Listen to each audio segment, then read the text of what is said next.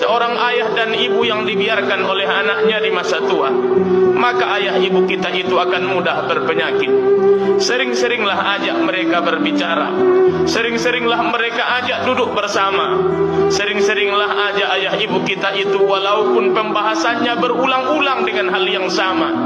Karena kebahagiaan orang yang sudah tua bukan lagi uang, bukan lagi rumah besar, bukan lagi tanah yang luas. Kebahagiaan seorang ayah dan ibu di masa tuanya tinggallah kasih sayang. Betul.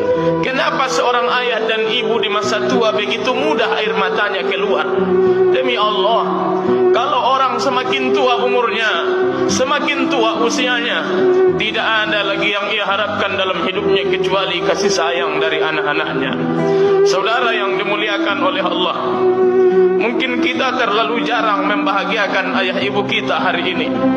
Namun begitu sibuk kita dengan grup-grup WA kita di luar sana.